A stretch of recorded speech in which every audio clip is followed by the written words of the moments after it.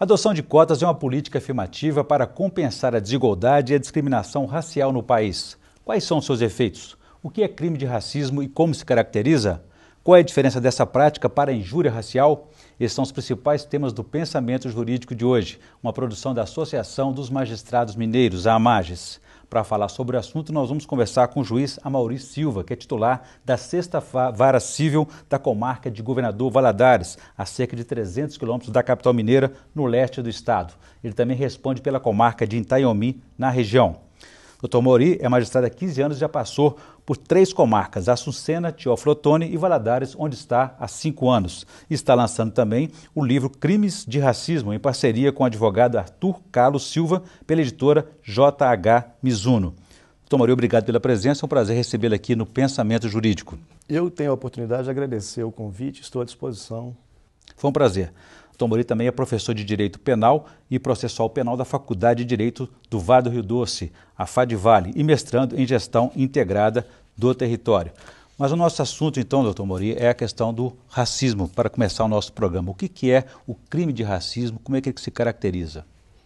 O crime de racismo é um conjunto de comportamentos que são elencados pela lei, especificamente a Lei 7.716 de 89, que, em última análise, impede a realização de direitos, restringe comportamentos, tudo em razão do elemento racial, do elemento cor ou do elemento da procedência de raça como procedência nacional, inviabilizando assim que determinadas pessoas tenham acesso a prerrogativas e direitos como acesso a serviço público, acesso a bens de consumo, enfim, acesso a um padrão de comportamento que exige a isonomia. Até de acesso mesmo a restaurantes, a bares, por exemplo, boates, né?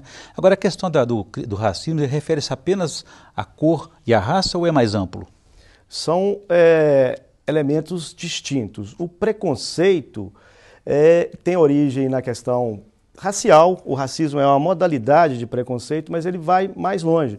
Ele pode, o preconceito, ser originário de questões de natureza sexual, de questão de natureza pessoal, que vá estipular uma determinada diferenciação de uma pessoa ou de um grupo de pessoas em relação a outro. Pode ser questão de fundo religioso, questão de fundo ideológico, levando a uma constatação de diferenciação entre grupos que acaba gerando uma espécie de determinação distinta entre oportunidades para as pessoas, entre tratamento igualitário. Uma diferença de tratamento. Mas ainda assim, histórica e culturalmente, no Brasil, os negros são os mais afetados nesse caso. Não resta a menor dúvida. O Brasil foi o último país a libertar os escravos, recebeu um volume muito grande de pessoas da cor negra para trabalhar num determinado período da economia brasileira. Apesar do mundo, na época, ter evoluído para eliminar essas diferenças raciais, lentamente nós conseguimos atingir esse espaço e ainda hoje nós percebemos que essa herança histórica ainda leva a comportamentos extremamente nocivos, diferenciadores, discriminatórios e que precisam ser permanentemente combatidos. E o correto usar a expressão racismo ou o certo seria preconceito?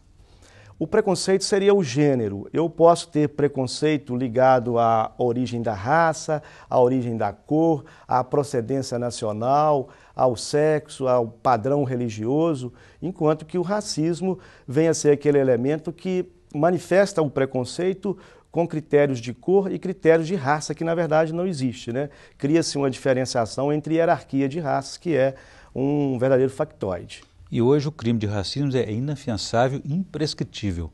Quando é que isso mudou? O que significa isso?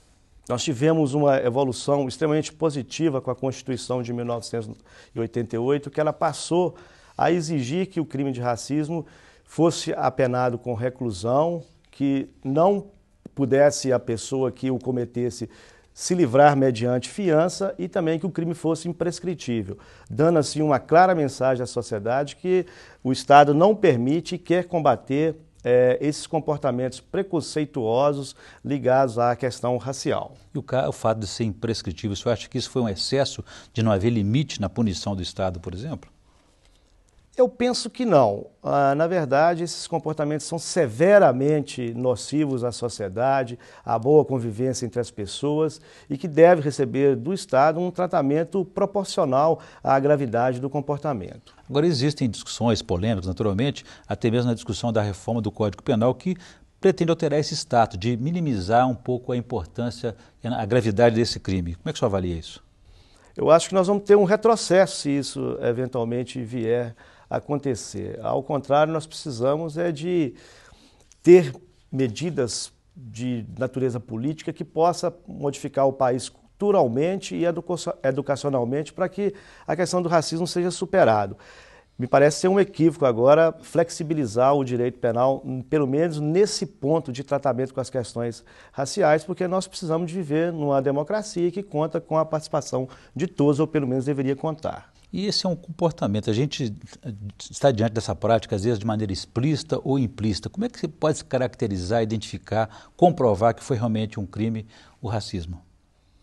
Olha, a prova da realização do racismo, ela é uma prova difícil, ela é uma prova que, na maioria dos casos, não conta com vestígios que possam ser materializados por laudos ou por tipos de perícias. E nessas hipóteses, nós devemos analisar sempre a questão da sinceridade e da coerência com os elementos que a vítima traz para a aferição das autoridades, quer seja no ambiente de uma investigação policial, quer seja no ambiente de uma ação penal. Doutor Maria, vou fazer um intervalo, mas gostaria de adiantar antes para os nossos telespectadores que, numa cortesia da editora JH Mizuno, nós vamos doar livros dessa autoria do senhor que está sendo lançado agora, Crimes de Racismo, para os telespectadores que se manifestarem, os primeiros telespectadores que se manifestarem pelo e-mail pensamento@amages.com.br, pensamento@amages.com.br. A gente volta em instantes.